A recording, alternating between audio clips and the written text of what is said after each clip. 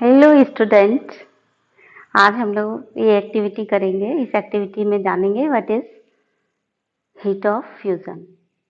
ठीक है, तो इसके लिए हमने अरेंजमेंट लगाया हुआ है। देखिए आप ध्यान से, क्वेश्चन में पूछा भी जाता है, इसे चित्र छाप दिया जाता है और आपसे इस पर बेस्ड कुछ क्वेश्चन पूछे जाते हैं। तो जो सबसे ज़्यादा इम्पोर्टेंट है, ऐसे 4 चित्र छाप दिए जाएंगे और आपसे पूछा जाएगा कि कौन सा अरेंजमेंट सही है। तो देखिए इसमें आप ध्यान से, ये हमने लिया है, ये स्टैंड लिया है। स्टैंड में ये फिशर क्लैंप लगा हुआ है। ये जो ऊपर लगा हुआ है, ये इसको हम कहते हैं फिशर क्लैंप। तो फिशर क्लैंप में हमने ये धागा बांध करके ये लटका दिया है, ये थर्मामीटर। ठीक है, तो थर्मामीटर कैसे लटका है, ऐसे 4 तरीके के चित्र बने रहेंगे, उनमें लगा रहेगा थर्मामीटर और आपसे पूछा जाएगा कि कौन सा डायग्राम सही है।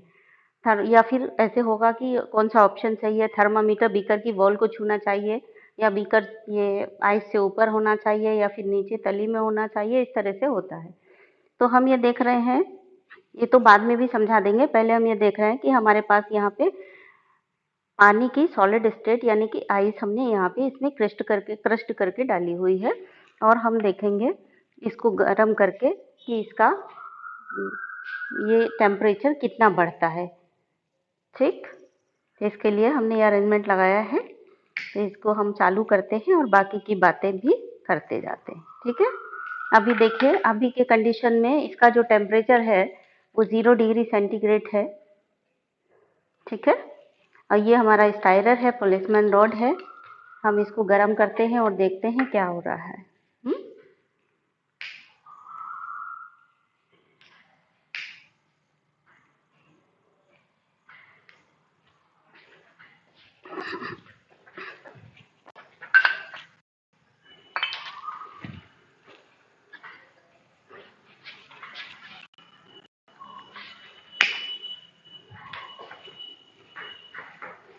चलिए मैंने यहाँ पे रख दिया।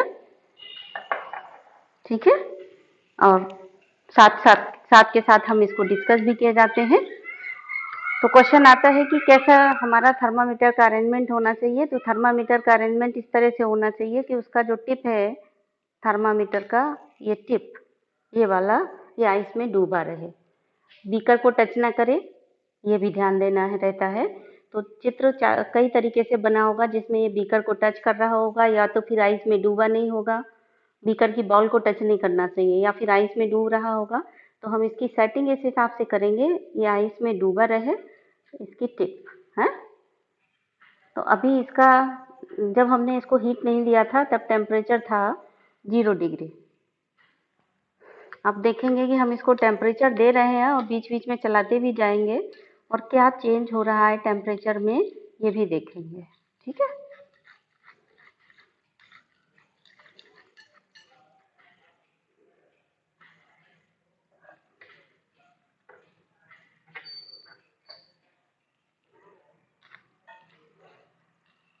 हम चलाते जा रहे हैं लेकिन टेम्परेचर जो है बच्चों इसका कांस्टेंट है, 0 डिग्री सेंटीग्रेड ही है। और आप देख रहे होंगे कि ये पानी इसका पिघल रहा है, ये जो आइस है ना कन्वर्ट होकर के पानी में बदल रही है, यानी आइस पिघल रही है पानी में, पानी नहीं पिघल रहा। ठीक है, तो ये आइस पिघल करके पानी में कन्वर्ट हो रही है और हम इसको चलाते भी जा रहे हैं जिससे यूनिफॉर्म हीट चारों तरफ लगे, लेकिन टेम्परेचर अभी भी 0 डिग्री सेंटीग्रेड है। तो हम इसको भी देखते जाते हैं और बच्चों इसका डिस्कशन भी करते जाते हैं। तो पहली चीज़ आपको क्या ध्यान रखना है, ऑपरेटर सेटिंग का ध्यान रखना है। ये डायग्राम आपको बनाना है, डायग्राम बना के एक्टिविटी लिखनी है। ये एक्टिविटी आपकी यहाँ से भी हो जाएगी कि to carry out the melting point of ice, या to determine the melting point of ice. तो आइस का मेल्टिंग पॉइंट कितना है वो भी डिटरमिन हम इससे कर लेंगे। ठीक है, मेल्टिंग पॉइंट या फ्यूजन पॉइंट क्या होता है, इसी को मेल्टिंग पॉइंट कहते हैं, उसी को फ्यूजन पॉइंट भी कहते हैं। जिस टेम्परेचर पर कोई भी चीज़ एटमॉस्फेरिक प्रेशर में कहाँ बदल जाती है, सॉलिड से लिक्विड में बदल जाती है, वो टेम्परेचर क्या कहलाता है, इसका फ्यूजन टेम्परेचर कहलाता है, या फ्यूजन पॉइंट या फ्यूजन टेम्परेचर, या इसी को हम कहें मेल्टिंग पॉइंट। मेल्टिंग पॉइंट मतलब पिघलना, आइस पिघल रही है ना 0 डिग्री सेंटीग्रेड पर, तो हम इसको क्या कहेंगे, आइस का मेल्टिंग पॉइंट या फ्यूजन पॉइंट है 0 डिग्री सेंटीग्रेड। अब आप देखते जा रहे हैं पानी में कन्वर्ट होती जा रही है बराबर हीट, लेकिन टेम्परेचर 0 डिग्री सेंटीग्रेड ही, जबकि होना क्या चाहिए था, होना ये चाहिए था कि जब आप हीट दे रहे हो तो टेम्परेचर बढ़ना चाहिए नहीं बढ़ना चाहिए। आप हीट दे रहे हो, किसी चीज को हीट दे रहे हो तो टेम्परेचर बढ़ना चाहिए, है ना, यही तो होना चाहिए। लेकिन इसके केस में टेम्परेचर नहीं बढ़ रहा है, तो हीट जो दी जा रही है वो जा कहाँ रही है बच्चों, प्रॉब्लम आ गई ना। वेयर इज द हीट, कहाँ गई? देखिए अभी भी पानी में बदल रहा है, ये पानी बदल गया, लेकिन अभी टेम्परेचर अभी भी मैं देख रही हूँ 0 डिग्री सेंटीग्रेड ही है। आपको ये एक्टिविटी लैब में करनी है, आप नोट कर लीजिए बाकायदा, जब आप स्कूल में होंगे तब आपको करवाई जाएगी। ये प्रैक्टिकल में है, आपका प्रैक्टिकल सिलेबस है कि ये एक्सपेरिमेंट आपको अपनी प्रैक्टिकल कॉपी में नहीं लिखना है, प्रैक्टिकल कॉपी में लिखेंगे जब प्रैक्टिकल करेंगे लैब में तब। आज ये एक्टिविटी आप क्लास में कर रहे हैं तो क्लास में इस एक्टिविटी के बारे में लिखेंगे, ठीक है। तो आज की एक्टिविटी हो गई आपकी to determine melting point of ice, और ठीक है, तो melting point of ice determine करने की एक्टिविटी आप लिखेंगे, ये सारा अरेंजमेंट लिखेंगे, और इसमें प्रिकॉशन क्या लिखेंगे, प्रिकॉशन ध्यान देंगे कि इसको कंटिन्यूअस स्टायर करते रहेंगे जिससे यूनिफॉर्म हीट लगे, और दूसरा क्या प्रिकॉशन लगाएंगे कि जो थर्मामीटर है उसका जो टिप है वो आइस में डूबा होना चाहिए, और तीसरा प्रिकॉशन क्या है कि ये जो थर्मामीटर है it should not touch the wall of the beaker की वॉल्स को टच नहीं करना चाहिए। देखिए कितना पानी बन गया, लेकिन टेम्परेचर अभी भी 0 डिग्री सेंटीग्रेड ही है, ठीक है। तो ऐसा क्यों हो रहा है जादू कि हम हीट दे रहे हैं टेम्परेचर नहीं बढ़ रहा है? उसका कारण है बच्चों, इसको कहते हैं लेटेंट हीट ऑफ फ्यूजन। ये हीट कहाँ छुप जा रही है जा करके?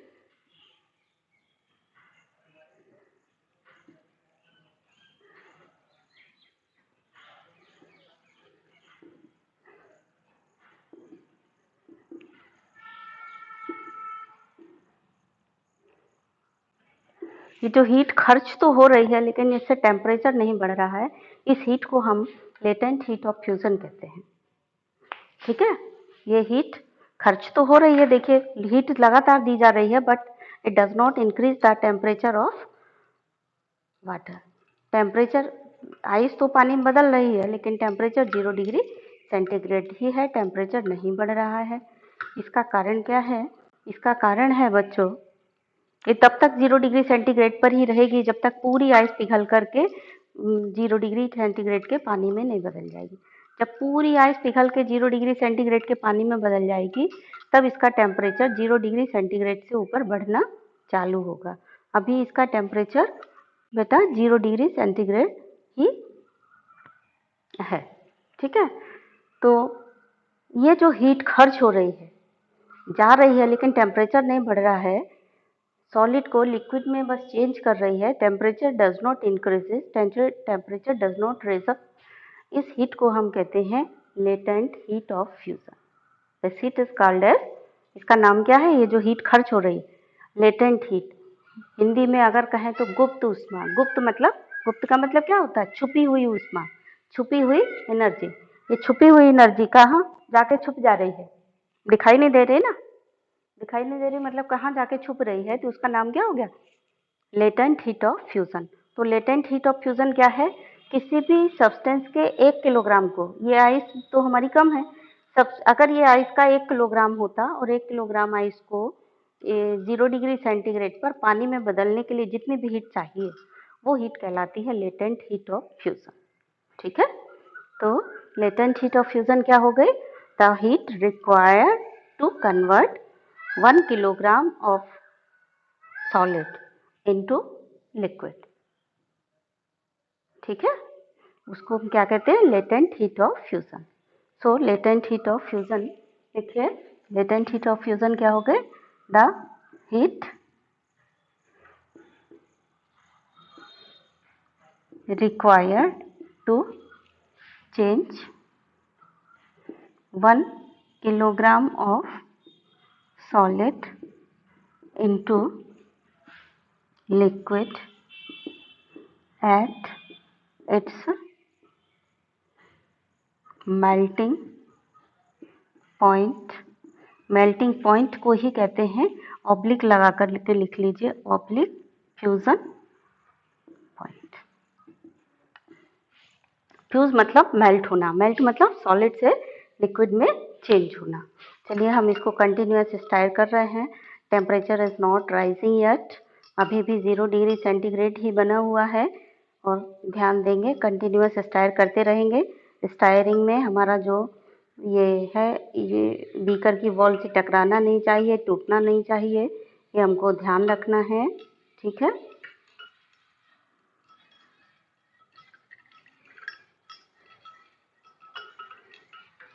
देखिए कब से हम लोग ने इतनी सारी बातें कर ली, एक दूसरे को बता दिया कि ये होता क्या है, टेम्परेचर क्यों नहीं बढ़ रहा है, लेकिन अभी तक इसका टेम्परेचर नहीं बढ़ रहा है। पानी पूरा लिक्विड में, थोड़ा सी अभी आइस और बची है, अब ये आइस भी मेल्ट हो जाएगी तो इसका टेम्परेचर धीरे धीरे बढ़ना चालू हो जाएगा।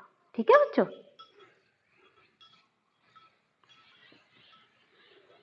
तो 0 डिग्री सेंटीग्रेड पर आइस मेल्ट होना शुरू होती है, यानी पानी में कन्वर्ट होती है। इसीलिए आइस का जो मेल्टिंग टेम्परेचर है या फ्यूजन टेम्परेचर है वो 0 डिग्री सेंटीग्रेड हो गया।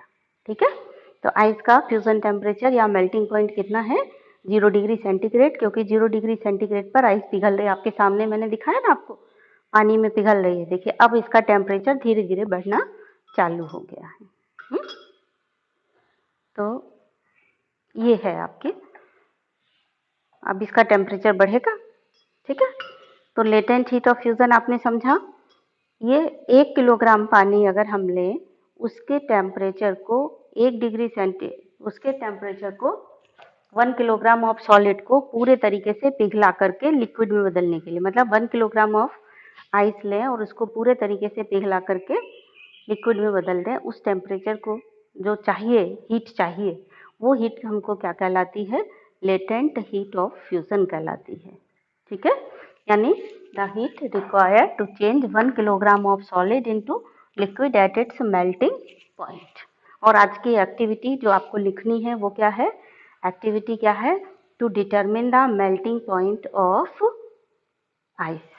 तो इस तरह से एपरेटस का डायग्राम बनाओगे, एपरेटस सेट करोगे और फिर उसके बारे में क्या क्या चाहिए वो एम लिखोगे, फिर रिक्वायरमेंट लिखोगे, फिर प्रोसीजर लिखोगे, और प्रोसीजर के बाद आपका जो इन्फरेंस होगा या ऑब्जर्वेशन, आपने क्या ऑब्जर्व किया कि जब तक आइस पूरी नहीं पिघल जाती है, लिक्विड पानी में नहीं कन्वर्ट हो जाती है, तब तक इसका टेम्परेचर 0 डिग्री सेंटीग्रेड ही रहता है। अभी तक टेम्परेचर, अब पूरी आइस पिघली है इसमें, अभी तक टेम्परेचर इसका 0 डिग्री सेंटीग्रेड है।